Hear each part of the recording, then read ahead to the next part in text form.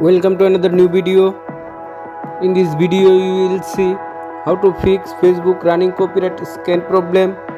Please follow complete the process.